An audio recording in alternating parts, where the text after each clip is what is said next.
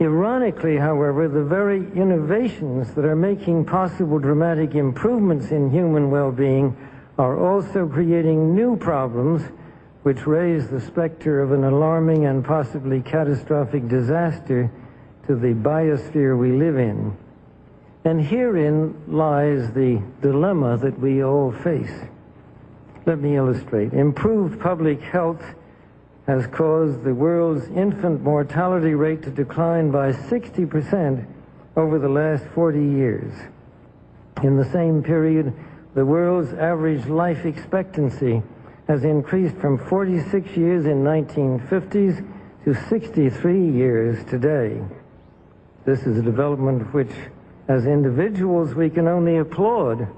However, the result of these positive measures is a world population that has risen during the same short period of time geometrically to almost 6 billion people and could easily exceed 8 billion by the year 2020. The negative impact of population growth on all of our planetary ecosystems is becoming appallingly evident. The rapid growing exploitation of the world's supply of energy and water is a matter of deep concern, and the toxic byproducts of widespread industrialization have increased atmospheric pollution to dangerous levels. Unless nations will agree to work together to tackle these cross-border challenges posed by population growth, overconsumption of resources, and environmental degradation, the prospects for a decent life on our planet will be threatened. The recent UN meeting in Cairo is appropriately focused on one of these key issues, population growth. But the controversies which have erupted at the conference illustrate the problem of coming to grips with issues that are deeply divisive and which have a profound moral dimension. The United Nations can and should play an essential role in helping the world find a satisfactory way of stabilizing world population and stimulating economic development in a manner that is sensitive to religious and moral considerations. Economic growth is, of course, an inevitable corollary of a growing population and is essential to improve standards of living. But without careful coordination, unrestrained economic growth poses further threats to our environment. This was a major subject of discussion at the conference in Rio de Janeiro on the environment 2 years ago. The focus then was on sustainable growth and global development. It was pointed out at the conference that growth is most efficiently managed by the private sector, but regulation of the process by national governments and international bodies is also needed. And once again, the United Nations should certainly be among the catalysts and coordinators of this process. $10 billion over the next 10 years to make it the year of the vaccines. What does that mean exactly? Well, over this decade, we believe unbelievable progress can be made, both inventing new vaccines and making sure they get out to all the children who need them. We could cut the number of children who die every year from about 9 million to half of that if we have success on it. And the benefits there in terms of reducing sickness, reducing the population growth, if we have success on it. And the benefits there in terms of reducing sickness, reducing the population growth, it really allows the society a chance to take care of itself once you've made that intervention. Now, the world today has 6.8 billion people. That's headed up to about 9 billion. Now, if we do a really great job on new vaccines, health care, reproductive health services, we could lower that by perhaps 10 or 15%. Mais aujourd'hui, la Fondation Gates pense avoir trouvé la solution. Avec ses milliards de dollars, elle a convaincu un laboratoire pharmaceutique américain de mettre au point ce vaccin parfaitement adapté aux enfants des pays en voie de développement. Bill et Melinda Gates ont décidé de faire don de leur fortune, mais pour l'instant, ils ne dépensent que les intérêts et les dividendes de celle-ci. La Fondation Gates a mis en place un système digne des meilleures entreprises de Wall Street. Les 67 milliards de la Fondation ne sont pas dépensés. Ils sont confiés à un fonds d'investissement qui les fait travailler dans des centaines de sociétés pour générer encore plus d'argent. Seuls les intérêts sont dépensés pour financer les actions de la Fondation. Le capital, lui, ne bouge pas. Mais en regardant de plus près les entreprises dans lesquelles la Fondation investit son argent, Charles Piller a fait une découverte surprenante. Ce que nous avons découvert, c'est qu'une partie très importante de l'argent de la Fondation Gates est investie dans des entreprises qui contredisent directement les nobles objectifs de leur travail de philanthropie. Ce n'est pas seulement qu'ils sont éloignés de ces objectifs, mais ils créent la misère ou les problèmes de santé que la Fondation Gates est déterminée à combattre ou à résoudre, et en particulier pour les gens dans les pays pauvres, mais aussi pour les pauvres en général. Sur ces listings, qui recensent les placements de la Fondation, près de 10 milliards de dollars sont investis dans l'industrie de l'armement, mais aussi dans des banques accusées d'avoir causé la crise financière aux États-Unis, ou encore dans des multinationales qui bafouent le droit du travail, et des géants du pétrole qui polluent la planète. À la tête de la plus puissante fondation de l'histoire, le milliardaire est aujourd'hui influent comme un chef d'État, capable d'imposer ses choix de développement à des pays et même à des continents entiers, sans aucun contre-pouvoir.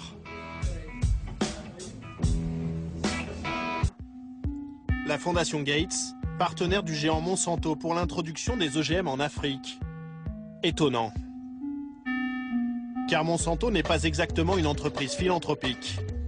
Cette multinationale est le leader très controversé des OGM sur la planète, 90% du marché. Contesté pour son quasi-monopole, ses méthodes et son lobbying agressif. Quelque part en Afrique, nous avons retrouvé ce scientifique qui a longtemps travaillé dans l'industrie des OGM. Anonymement, il nous a fait une révélation surprenante. Les projets en Afrique ont été pensés par certaines personnes chez Monsanto. Et je sais que ce groupe de salariés en question est parti de chez Monsanto et travaille aujourd'hui directement pour la Fondation Gates. Qui, par exemple ? Rob Horsch, par exemple. Nous avons un proverbe africain qui dit « On ne peut pas apprendre de nouveaux tours à un vieux chien ». Et si cette personne a fait des OGM chez Monsanto pendant les 40 dernières années et qu'il se retrouve maintenant dans la Fondation Gates, que va-t-il faire d'autre ? Arrivé de Monsanto en 2007, Rob Horsch est aujourd'hui l'un des bras droits de Bill Gates, directement en charge de l'agriculture et des OGM. Selon nos sources, il serait dans la fondation 5 ex-employés de Monsanto. Cela fait longtemps que Monsanto cherche un moyen de s'introduire sur le marché africain. Maintenant, ils ont trouvé le chemin à travers les nouvelles organisations que la Fondation Gates finance.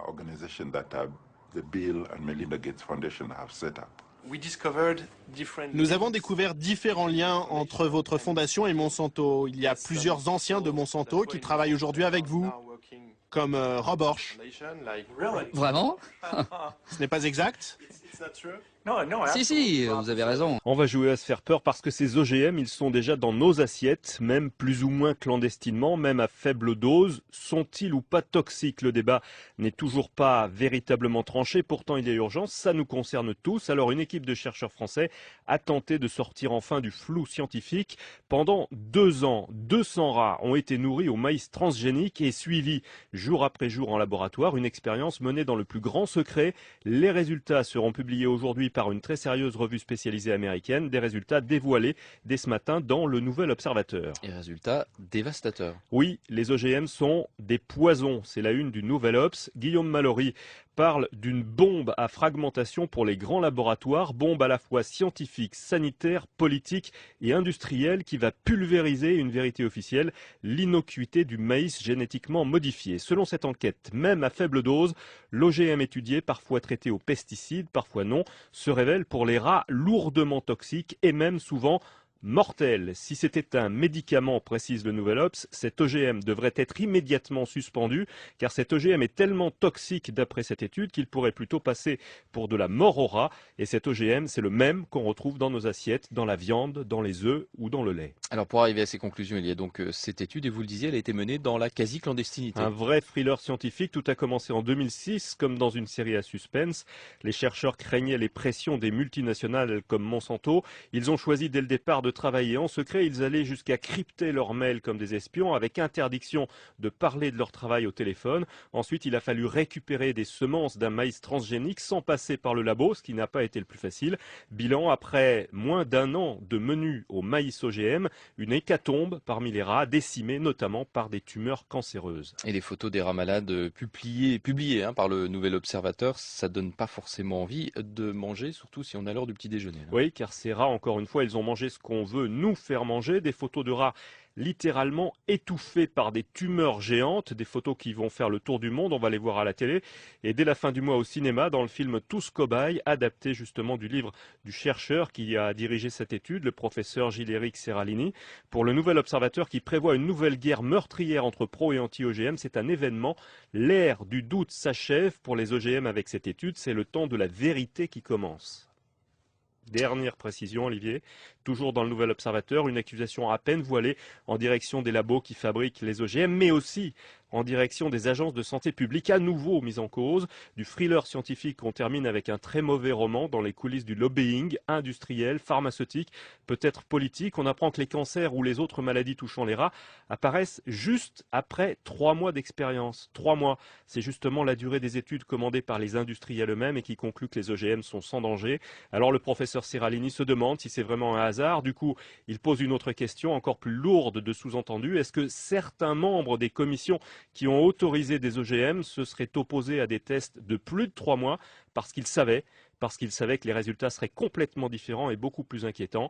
Mais ça va encore plus loin. Le professeur Serralini ajoute encore dans le Nouvel Observateur que pour lui, le plus grand scandale, celui dont il ne se remet pas, c'est le manque de vigilance de nos agences sanitaires, manque de vigilance pour dire les choses aimablement. Il se demande moins aimablement s'il faut parler d'inconscience, de lâcheté ou pire, de collusion criminelle des agences sanitaires ou de leurs experts avec le monde industriel.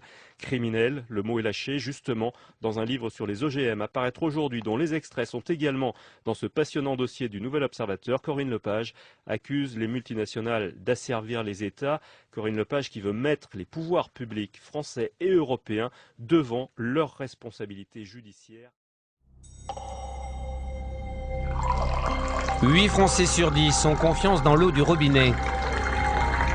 Pendant 8 mois, nous avons parcouru la France pour savoir s'ils peuvent la boire sans danger.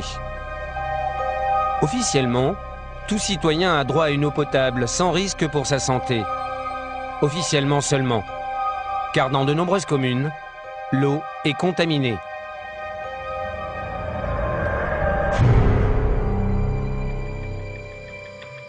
Partout en France, les distributeurs ajoutent de l'aluminium dans l'eau pour la rendre plus limpide. Parfois, en trop grande quantité. Maxi 2320 ? Vous vous rendez compte que la santé de ces gens-là est en danger? C'est incroyable. Vous avez envie, vous, d'avoir une maladie d'Alzheimer? Ben, pas moi. L'aluminium favoriserait la maladie d'Alzheimer. Près de 3 millions de Français ont bu au moins une fois de l'eau non conforme en aluminium. En Charente, en Eure-et-Loire ou en Seine-et-Marne, la population boit une eau interdite pour les femmes enceintes ou les jeunes enfants. On ne peut pas décemment continuer à ouvrir le robinet et avoir la pourriture qui nous sort du robinet. Il y a quelque chose qui est tout à fait intolérable. En 2008, 5 millions de Français ont consommé au moins une fois de l'eau non conforme en pesticides, malgré les risques de cancer. Dans d'autres régions, c'est le radon, un gaz hautement radioactif qui se diffuse dans l'eau du robinet. Il y a 255 000 becquerels par mètre cube. 255 000 becquerels par mètre cube, j'ai jamais vu ça nulle part.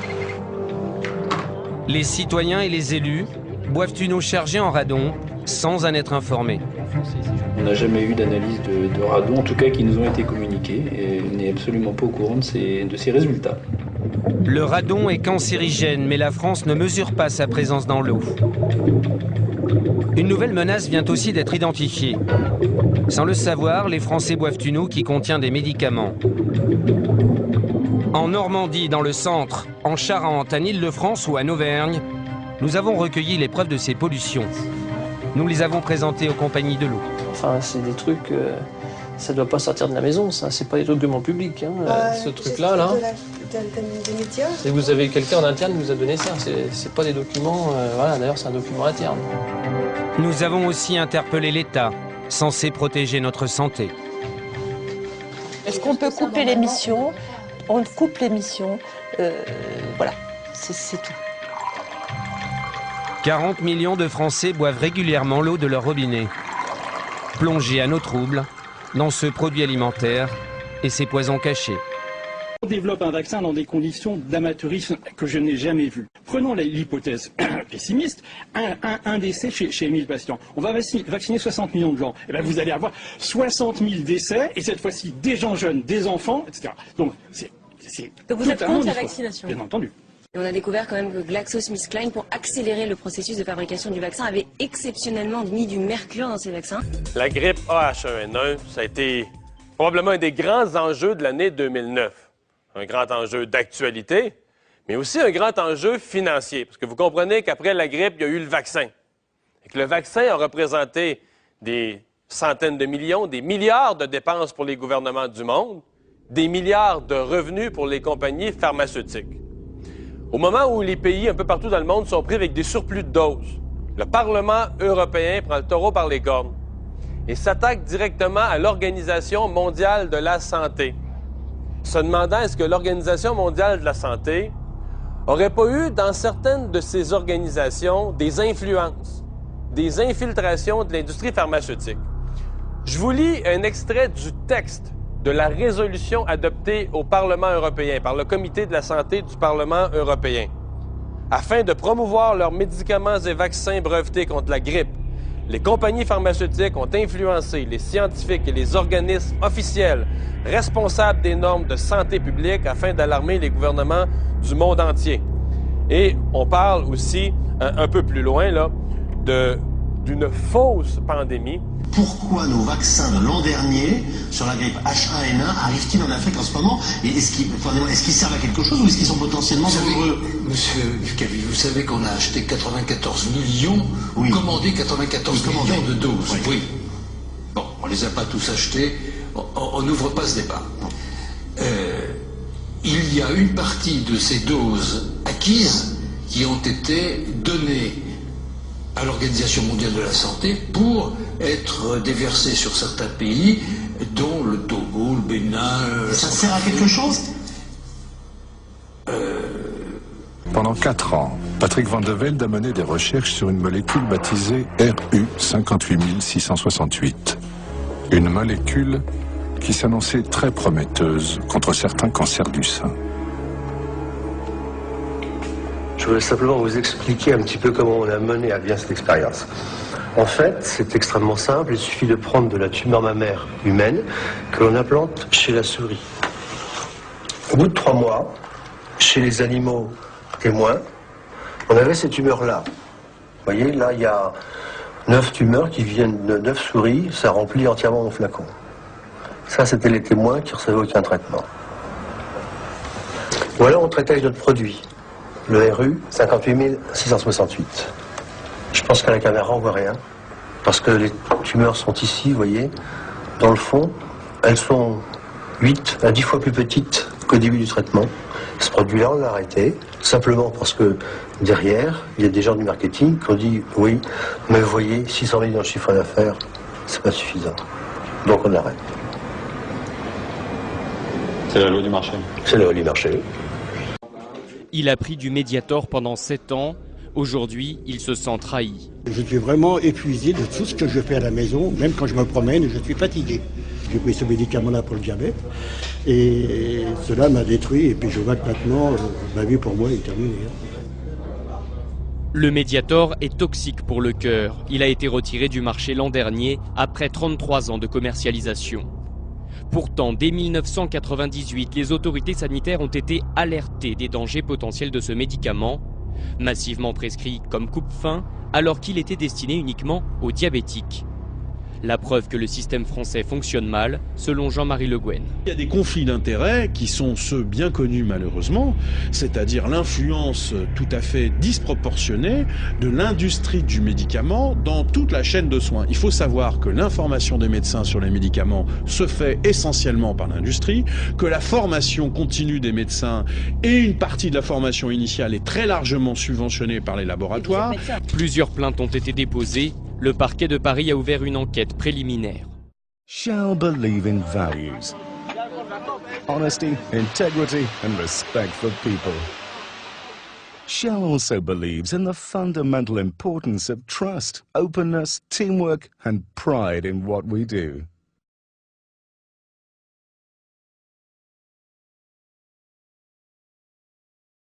Shell believe in principles. All companies have a systematic approach to health, security and environmental management. In order to achieve continuous performance improvement, we continually look for ways to reduce the environmental impact of our operations, products and services.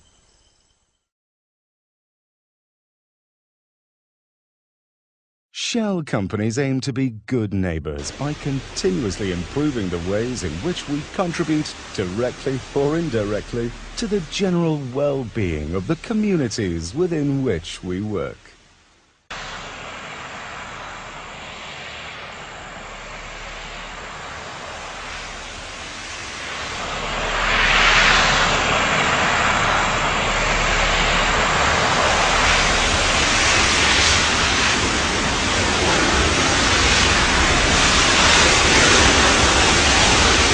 Les multinationales pétrolières font des affaires aux dépens des individus et de l'environnement.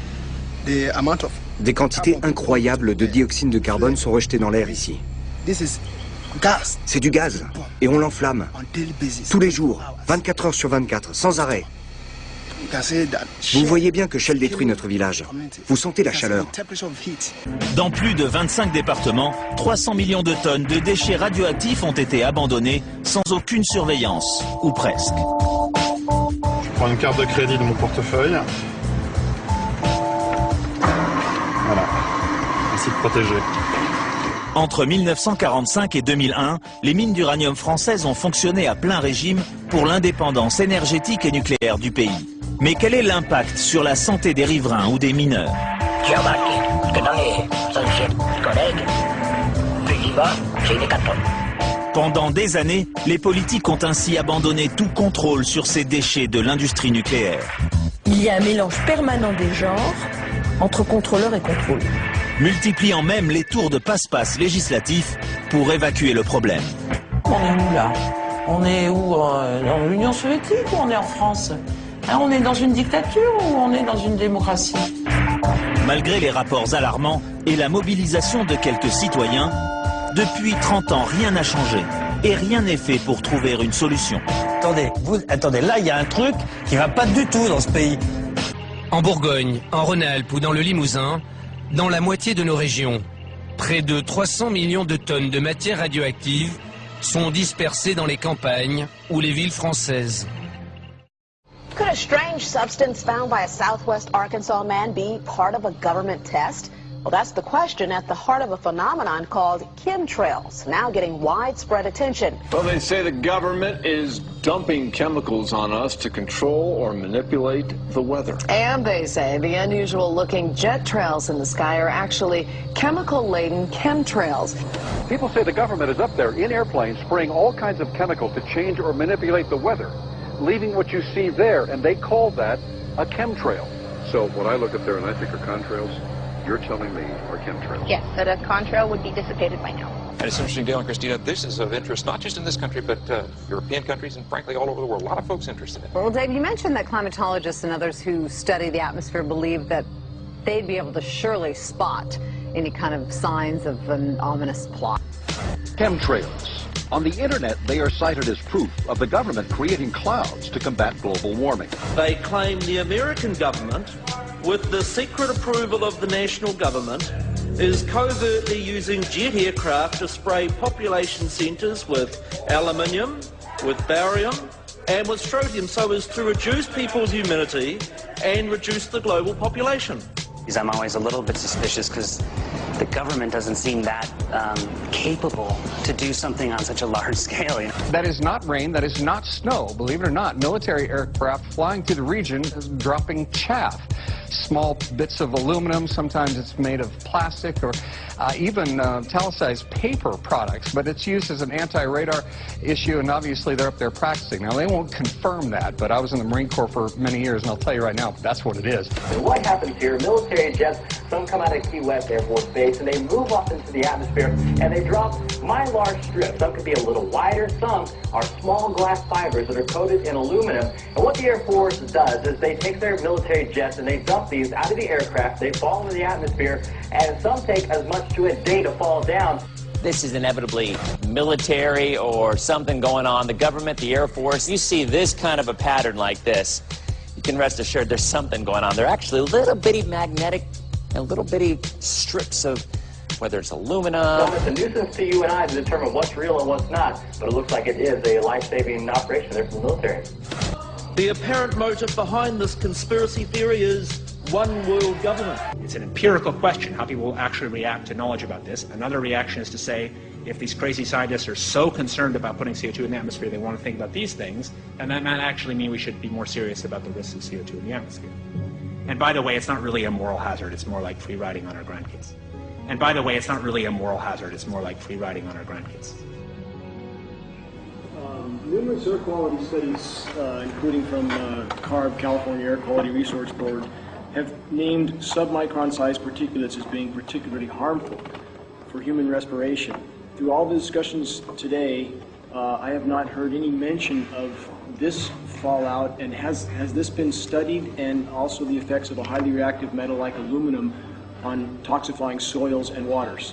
The question is, what would be the effects of these materials on human health if they came down into the stratosphere, in particular small particles and aluminum? So the collaborators of mine working on the aerosol scheme are actually folks from Carnegie Mellon who've focused on human health impacts. And while we haven't published it, that was the very first thing we did, was do the order of magnitude calculation in level pencil and paper, but with an expert on human health impacts about whether there could be an issue.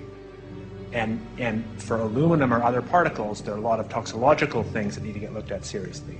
But if you're just thinking about the sheer number of particles and the human health impact of small particles, the answer is, well, we haven't published it. That was the first thing we looked at with some of the leading experts who do epidemiological research on human health impacts, and it's not even close to being an issue. So 10 megatons of aluminum dumped into the atmosphere would have no human health impact.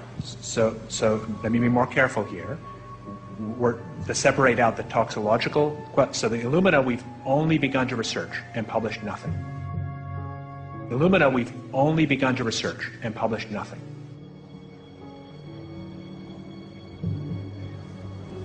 Dane looked at him and he said, so you're telling me that spraying 10 to 20 megatons of aluminum, as you said, would have no human health effects? He took a deep breath and he swallowed and he said, let me be more careful here. We haven't done anything serious on alumina, and so there could be something terrible that we'll find tomorrow we haven't looked at. Is the resident science czar of the Obama White House.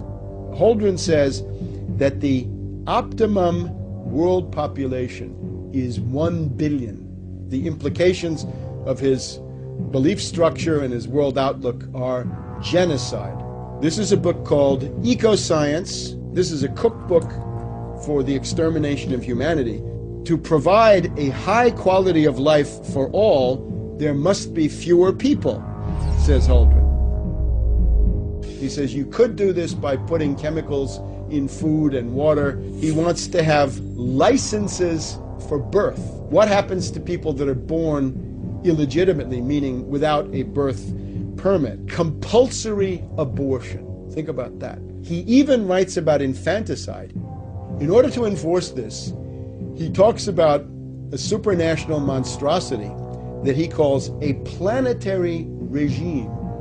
This means a world empire, a supranational, one world government that would attempt to control all details of human life. This is an ultra-Hitlerian genocidalist who's today operating out of the White House in Washington. S'il y avait une chose que je voudrais voir apparaître en 2025, c'est la chose politiquement la plus incorrecte à dire, c'est un gouvernement mondial qui puisse imposer un contrôle des naissances réelles, efficaces, et un contrôle de la pollution réelle, efficace. Et la solution est évidemment, utopiquement, et nous la partageons tous, une démocratie mondiale, un gouvernement mondial qui aurait les moyens de financer les infrastructures. Aux États-Unis, à l'Europe, à l'ensemble des pays de la planète, de se doter d'une gouvernance mondiale dont nous voyons aujourd'hui qu'elle est essentielle pour résoudre les grands problèmes d'environnement. Et Barack Obama est engagé sur ces questions d'environnement. Il veut signer le protocole de Kyoto. Ouais. Eh bien, nous avons besoin de cette gouvernance mondiale. Alors jamais la nécessité d'un nouvel ordre international n'a paru aussi nécessaire autour de trois principes que nous portons depuis des années. Les socialistes, mais pas simplement les socialistes. Tous ceux qui ont une conception multilatérale de l'organisation du monde et universelle. Le sommet mondial pour refonder le capitalisme, c'est l'Europe qui l'a proposé. Le nouvel ordre mondial, c'est autour des propositions de l'Europe qu'il se construira. When we are successful, we will be.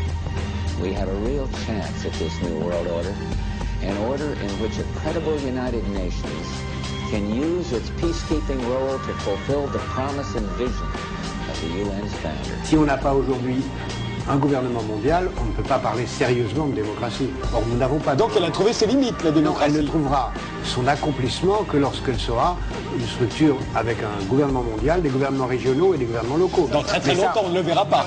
Je n'en sais rien, mais le gouvernement mondial, il est là. 2009 peut être l'année de naissance d'un nouveau capitalisme, d'un nouvel ordre mondial. On ira ensemble vers ce nouvel ordre mondial. Et personne, je dis bien, personne ne pourra s'y opposer. Il existe deux endroits aux USA où le plan réservé par l'élite mondiale occulte à toute l'humanité est clairement affiché.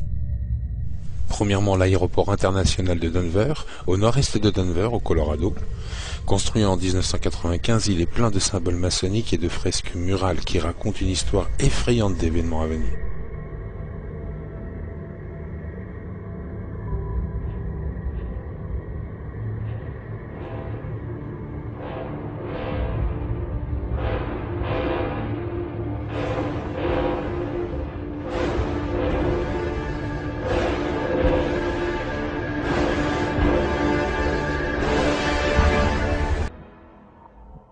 Érigé le 22 mars 1980, le monument des 10 commandements, les Georgia Guidestones, proclame le but à atteindre pour toute l'humanité après la grande catastrophe. Voici les 10 commandements du nouvel ordre mondial.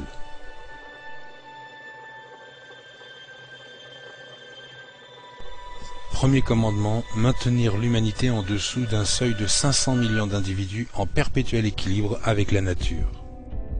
Cela signifie la disparition de près de 92% de l'humanité. Le second commandement, guider la reproduction intelligemment en améliorant la forme physique et la diversité.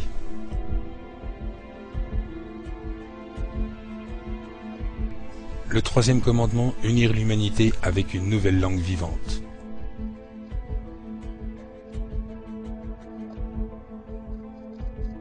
Quatrième commandement, traiter de la passion, la foi, la tradition et toute autre chose avec modération.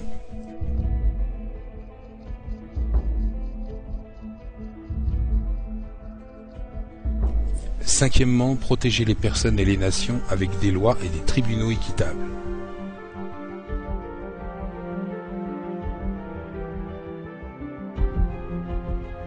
Sixièmement, laisser les nations régler leurs problèmes externes et internes devant un tribunal mondial.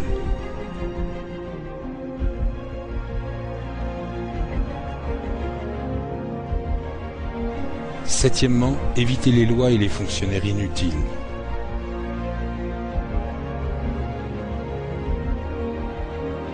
Huitièmement, équilibrer les droits personnels et les devoirs sociaux.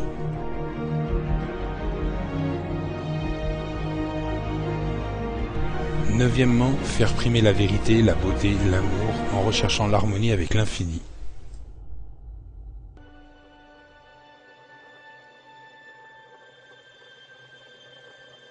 Et dernier commandement, ne pas être un cancer sur la terre, laisser une place à la nature. Je pense que ce qui risque de se passer, parce que je vais faire un peu de futurologie moi aussi, ce qui va devenir, c'est pas un gouvernement mondial qui va tout rendre possible, c'est une association des mafias planétaires, des politiciens qui sont au pouvoir. Vers eux, on a quelques noms aujourd'hui, il y en a en France, et puis j'arrive de descendre de l'avion et j'étais en Italie cet après-midi, donc on les connaît ces gens-là, et l'avenir est à eux, l'avenir est à la mafia. Le Bahia Beach Club, une boîte de nuit au cœur du Rotterdam High Tech. Depuis 4 ans, le patron des lieux propose à ses clients un cocktail inédit en Europe, quelques glaçons, un doigt de whisky et une puce électronique insérée sous la peau pour régler la note. La puce est sous ma peau, donc je ne peux pas vous la montrer. Sur la puce, il y a seulement un numéro unique, relié à une base de données, avec des informations sur moi, mon compte, mon nom, ma photo. Et aussi le détail de toutes ses consommations. C'est une infirmière qui introduit la puce sur place et avec une seringue. À la clé, accès au carré VIP. Jusqu'à présent, ce genre de puce était réservé en Europe au contrôle des animaux d'élevage. En fait, c'est le début d'une ère de la mise sous tutelle volontaire. Bien sûr, on amène quelqu'un simplement pour des raisons de distraction, de divertissement, à tout accepter, et finalement, il devient une sorte d'homme-objet, manipulé, contrôlé de l'extérieur. Et son individualité qui est tellement appréciée aux Pays-Bas, moi je connais bien les Pays-Bas, c'est quand même terrible que ça se passe dans ce pays-là, justement. Et finalement, ça transforme l'homme en marchandise. Et ce qu'il fait, ce qu'il ne fait pas, ce qu'il accepte, ce qu'il n'accepte pas, il y a d'énormes intérêts commerciaux. Regardez les caméras, le marché des caméras est gigantesque, même si ça permet de trouver des crimes ou des délits, mais quand même, on fait du business, Et tous ces centres d'appel, qui est un fléau moderne, ils vivent de ces informations, empoisonnent l'existence des gens. To think something so small can connect you to everything that matters. When your life and all you love are on the line. HealthLink is always with you when every second counts in the emergency room, providing immediate access to your medical records. Because Bob has trouble remembering all his medications. Because I'm in love with my kids' kids. Because my car lost control while driving. Because now I'm looking out for both of us. Because I have diabetes, but it doesn't have me. Because I spend my life in the ER trying to save yours. Attention, cet homme est porteur d'une puce électronique. Implantée dans le bras, elle lui permet d'avoir accès au carré VIP. Comme un produit de supermarché, les clients sont barcodés et la puce contient leur crédit consommation. Ainsi, dans cette boîte de Barcelone, il y a ceux un peu vieux jeux qui dansent encore avec un porte-monnaie et ceux qui n'en ont plus besoin. Légalisée depuis 1 an, cette greffe est même proposée à l'intérieur de la boîte contre 125 €. L'opération ne dure qu'une vingtaine de minutes. D'abord une petite anesthésie locale, ensuite la puce est greffée sous la peau et reliée à un compte personnel, un peu comme un compte bancaire. Je ne sais pas pourquoi j'ai voulu faire ça. En fait, c'est peut-être parce que tout le monde l'a. Et puis, c'est pour savoir comment c'est juste pour ça. Cette puce qui vient des États-Unis a obtenu un droit de commercialisation à condition de ne pas détenir d'informations médicales. Facile à implanter, n'importe qui peut donc s'improviser infirmière de boîte de nuit. C'est plus facile que de faire un piercing. Et ceux qui font ça n'ont pas spécialement d'autorisation. Et de toute façon, je me sens capable de réagir en cas de problème. Une centaine de consommateurs a déjà opté pour l'identification électronique. Un seul petit problème, pour se faire retirer la puce, il faut subir une intervention chirurgicale. C'est le même principe que pour les femmes qui se font implanter une pilule contraceptive. Au bout d'1 an ou 2, il faut bien l'enlever pour en faire poser une autre. Reste le problème du pistage éventuel des clients, car la puce permet aussi de suivre un individu par satellite, ce qu'aucune législation n'interdit en Europe. Von dieser Veranstaltung in Berlin rufe ich die Menschen in Deutschland auf, Verantwortung zu übernehmen. Zweimal in der Geschichte ließ sich unser Volk vor den Karren von Wirtschaftsinteressen spannen, deren erklärtes Ziel es war, Europa und die Welt mit Gewalt zu erobern. Zweimal in der Geschichte brachten die Menschen Deutschlands, aufgestachelt durch die unersättliche Gier des Chemie- und Pharmakartells und den machtlüsternen Handlangern in der Politik, millionenfaches Leid über Europa und die Welt. Mein Großvater kämpfte in Italien im Ersten Weltkrieg, dem ersten Versuch der Welteroberung durch das Chemie- und Pharmakartell. Diese wirtschaftlichen Welteroberungspläne des Kartells wurden geschickt versteckt hinter Kaisergläubigkeit und Deutschtümelei und dem allgegenwärtigen Ruf vom Platz an der Sonne. Im Zweiten Weltkrieg kämpfte mein Vater in Frankreich, in Russland und in Nordafrika. Der Kaiser war inzwischen ersetzt durch Adolf Hitler als neuer politischer Marionette des Kartells. Vater und Großvater weigerten sich, mit uns Kindern über den Krieg zu sprechen. Denn beide hatten den Schrecken dieser Kriege lange Jahre miterlebt. Für mich heute am erschreckendsten jedoch ist die Tatsache, dass beide bis zu ihrem Tode keine Chance hatten zu verstehen, dass sie alle beide missbraucht worden waren für dieselben wirtschaftlichen Interessen und deren Versuch der militärischen Welteroberung. Auch deshalb stehe ich heute Abend hier und spreche zu Ihnen in dieser Deutlichkeit. Wir, die Menschen in Deutschland, haben heute die einzigartige Chance, den Menschen Europas und der Welt zu zeigen, dass wir aus der Geschichte gelernt haben. Wir werden uns nicht mehr von Wirtschaftsinteressen vereinnahmen lassen, deren Ziel die wirtschaftliche und politische Unterwerfung ganzer Völker ist und die zur Erreichung dieses Zieles Millionen Menschenleben opfern werden. Je partirai très brièvement du contexte économique mondial. Il y a une grave crise économique mondiale, comme nous le savons, que j'avais annoncée en 2002 à une époque où ça paraissait baroque. Et je dis que nous n'en sommes qu'aux prémices. Elle va surpasser celle de 1929. Nous assistons maintenant bientôt à la faillite des États. À partir de là, quand on dit crise économique, on dit guerre. La crise de 1929, elle a accouché du nazisme et de la Deuxième Guerre mondiale. La grande crise que nous connaissons actuellement et qui est déjà complètement hors contrôle des chefs d'État et de gouvernement et des patrons de banque centrale, hors contrôle complètement, eh bien, elle va conduire forcément à ce qu'on pourrait appeler une troisième guerre mondiale. Et ça, c'est en quelque sorte un déterminisme contre lequel, hélas, personne ne peut rien. À partir de là, je crois que se mettent en ordre de bataille les puissances. L'OTAN est en crise, il essuie une très grave défaite en Afghanistan. C'est une grave défaite, non pas sur le plan militaire, puisque, pour dire les choses très horriblement et très cyniquement, pour un mort occidental, il y a 3000 morts à peu près en 11 ans. Il y a quelque chose comme 60 000 ou 80 000 ou 100 000 combattants talibans morts. Hein. Il faut comprendre que quand il y a un passage de chasseurs bombardés d'hélicoptères de combat, il y a beaucoup de monde qui meurt chez les talibans. Mais c'est pas comme ça qu'on gagne une guerre, on l'a vu au Vietnam. Et justement, c'est une guerre de civilisation, la guerre d'Afghanistan. L'OTAN est là pour gagner les esprits et les cœurs, pour que les petites filles aillent à l'école, et les talibans ne veulent pas. Moi, j'appelle ça une guerre de civilisation.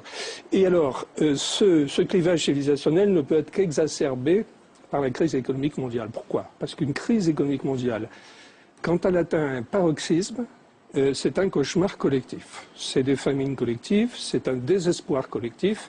À partir de là, les esprits se surchauffent et c'est alors le surgissement de l'irrationnel dans la vie politique mondiale. On l'a vu avec le nazisme dans les années 30, c'était le surgissement absolu de l'irrationnel sous l'aspect le plus effrayant. Et hélas, on va revoir des phénomènes analogues sous des formes d'aujourd'hui. Je crois qu'il y aura beaucoup de formes religieuses dans l'exacerbation des fanatismes des prochaines années. Pardon de vous interrompre, mais y compris chez nous. Y compris chez nous, oui, bien sûr. Pas seulement les autres. Non, non, il y a toutes sortes de radicalismes religieux qui se développent dans le monde, on le voit bien. Et nous allons avoir donc forcément des grandes confrontations. La question c'est dans quel camp la Russie sera-t-elle? Parce qu'en effet, la Russie, pour l'instant, elle est plutôt très proche de la Chine et de l'islam. La Russie appartient à l'Organisation de coopération de Shanghai. Elle met en commun des moyens militaires, économiques, financiers, etc. avec les Chinois. Et la Russie de Poutine cultive un sentiment anti-occidental que l'on retrouve assez largement dans une partie de la population russe. Hein. Et le fameux bouclier antimissile, il pourrait très bien être destiné aussi à se protéger des Russes. Forcément, pas seulement des Iraniens. C'est évident que pour l'instant, ça visait les Russes. Parce que l'Iran, on ne sait même pas s'il peut envoyer des missiles à 2500 km pour l'instant. Tout en bas, au ras du sol, côtoyant les rigoles et le caniveau, le peuple. Autrement dit, les masses laborieuses qui sont nous, avec leur lot d'emmerdes quotidiens et qui croient encore à l'illusion de la démocratie et à la mascarade de l'élection. Au-dessus, les gouvernements qui possèdent le monopole du pouvoir, qui l'utilisent pour nous taxer, nous contrôler comme du bétail. Au niveau supérieur, les grandes entreprises, les multinationales qui contrôlent les gouvernements et dirigent réellement le monde. Financement des campagnes et corruption de la classe dirigeante par le pouvoir de l'argent, pour leur seul profit. Sans elles, les politiques et les partis n'existeraient pas. C'est ce qu'on appelle la corporatocratie. Pour prendre possession des ressources mondiales et contrôler les marchés, ces grandes entreprises se financent auprès des grandes banques, le cartel bancaire, Wall Street, la City, qui leur prête à des taux préférentiels au détriment de l'emploi et des salaires. Au-dessus, les banques centrales internationales, BCE, la Fed, détenues par des capitaux privés, qui impriment la monnaie papier et dictent leurs lois aux nations. Ce sont elles qui imposent le taux de réserve fractionnaire aux banques commerciales qui nous font payer des intérêts sur de l'argent créé ex nihilo. La BCE est totalement indépendante et a pour seule mission de réguler l'inflation. Et l'inflation se paye en chômage. Au-dessus encore, à un niveau international, les banques centrales utilisent le FMI et la Banque mondiale pour créer plus d'argent et exploiter les ressources des pays auxquels elles prêtent, les conduisant à la faillite et à l'anéantissement, au nom de l'équilibre monétaire international. Sous prétexte de les sauver, elles imposent leurs lois, les lois du marché, pour le profit d'une petite élite sans scrupules, au détriment des peuples qu'elles saignent à blanc, avec le soutien des politiques et des médias subordonnés. À l'avant-dernier niveau, la Banque centrale des banques centrales, la BRI, la Banque des règlements internationaux, créée par les Rothschild, qui contrôle toutes les banques centrales internationales. Au dernier niveau, tout en haut, juste sous l'œil qui domine le monde, une petite élite oligarchique réduite aux seules familles des Rothschild, cartel bancaire, et des Rockefeller, complexes militaro-industriels, assises sur leur bon gros tas d'or et qui regardent sombrer les peuples dans une extrême pauvreté en se tapotant le bas du ventre avec la satisfaction du devoir accompli. Ils poussent des cris de félicité et de suffisance en tirant sur leurs bretelles. Pof, pof, bruit de la fumée du cigare au prix incalculable qui s'échappe de la bouche de ces hyènes insatiables des ténèbres. Et tout en haut, au niveau de l'œil qui veille sur le monde, ces familles, membres des Illuminati, une organisation secrète née en 1970-76 à l'initiative de Meyer Amschel Rothschild, qui aurait convoqué Adam Weishaupt afin de restaurer l'ordre des Illuminés de Bavière, affirment certains, œuvrent dans l'ombre depuis des générations pour l'avènement d'un nouvel ordre mondial et l'anéantissement des peuples de ce monde à leur seul profit. Pourtant, les esclaves modernes se pensent toujours citoyens. Ils croient voter et décider librement qui doit conduire leurs affaires, comme s'ils avaient encore le choix. Ils n'en ont conservé que l'illusion. Croyez-vous encore qu'il existe une différence fondamentale quant au choix de société dans laquelle nous voulons vivre, entre le PS et l'UMP en France, entre les démocrates et les républicains aux États-Unis, entre les travaillistes et les conservateurs au Royaume-Uni?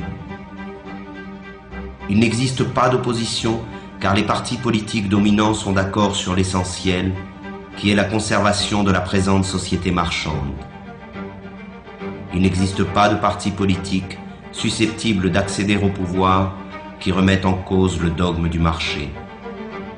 Et ce sont ces partis qui, avec la complicité médiatique, monopolisent l'apparence. Ils se chamaillent sur des points de détail pourvu que tout reste en place. Ils se disputent pour savoir qui occupera les places que leur offre le parlementarisme marchand.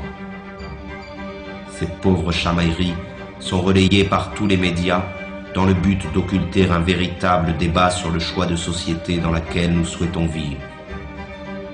L'apparence et la futilité dominent sur la profondeur de l'affrontement des idées.